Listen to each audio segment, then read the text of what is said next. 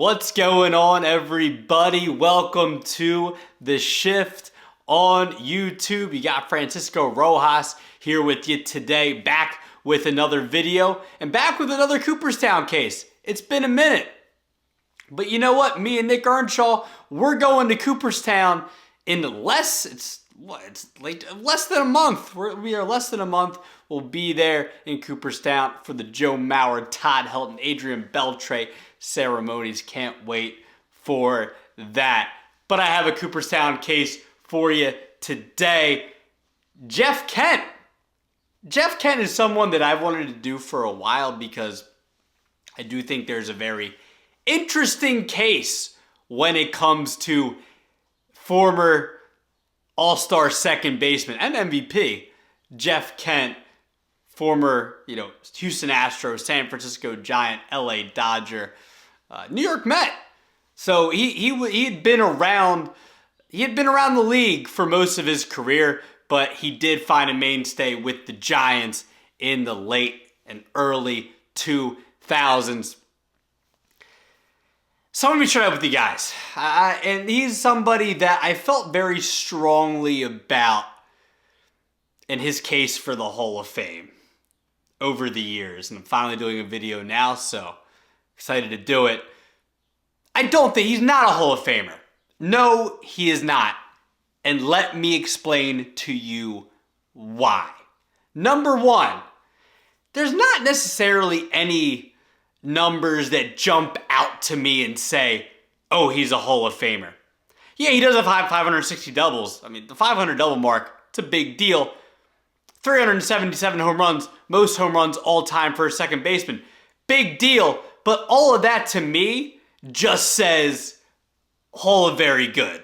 Hall of Very Good, maybe borderline. Get the borderline cases. But none of those numbers to me say, yes, Hall of Famer. It's not like the 377 doubles thing for a second baseman. I guess what's the all-time? He has the all-time record, 351. I get it, but it's not like Mike Piazza, right? I think he holds the all-time for catchers with home runs.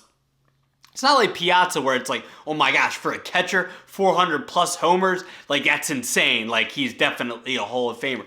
For me, it's like, okay, Jeff Kent, 377 for his career. If he got to the 400 homer mark, I would say that's good enough to jump out to me for like, oh, we can have this conversation now. Maybe he should be in the Hall of Fame. There's no numbers there that stick out to me where I'm like, Hall of Famer, Hall of Famer. 2,400 hits, really good. Hall of Very Good. Doubles, hits, homers, all Hall of Very Good. So that's all the offensive numbers, by the way. Something else that hurts his case. His defense. Wasn't all that good defensively. Wasn't all that good. Looking back and, doing research and reading different articles, mostly say he was at best an average defender. At best.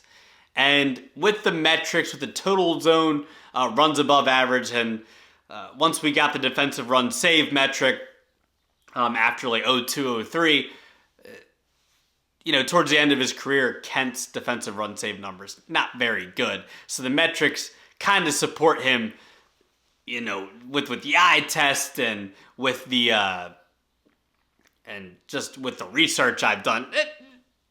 Not a great defensive second baseman. So I haven't been a big proponent for defense being a huge deal when it comes to Hall of Fame and considering whether players should be in the Hall of Fame or not. But in this case, it definitely doesn't help. Definitely doesn't help. So maybe if he were maybe if he was like a really above average defender, maybe had some, multiple plus gold gloves and whatnot, maybe we're having a different conversation. But in this case, the defense doesn't help Jeff Kent's case for the Hall of Fame. And number three, the one thing that I have really just, when it comes to Kent's numbers in San Francisco, I feel like a lot of people talk about this. He hit behind Barry Bonds. he hit behind, at least in my lifetime, the scariest hitter, the most feared hitter in Major League history, Barry Bonds. It's like him, Ruth, like Griffey, like guys like that. But Bonds, you talk to a lot of people, he's the most feared hitter of all time.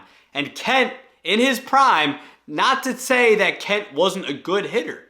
He was a very good hitter.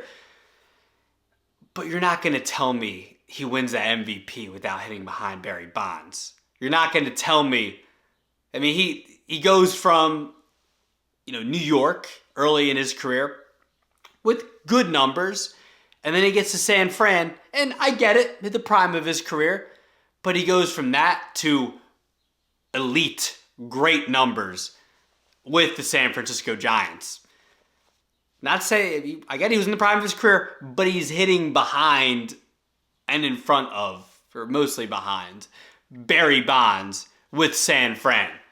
Again, 30 homers, 115 RBIs, 40 plus doubles, an OPS over 900.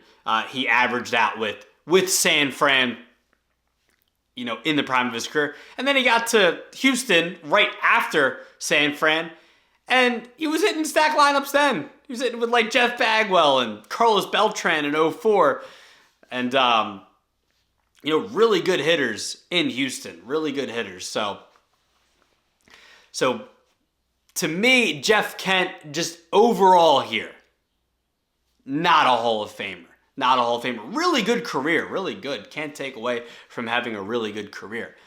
But just misses Cooperstown for me. But what say you out there? Would love to know your thoughts. You can leave a comment in the comment section in YouTube here. And you can also tweet me at Rojas_media_.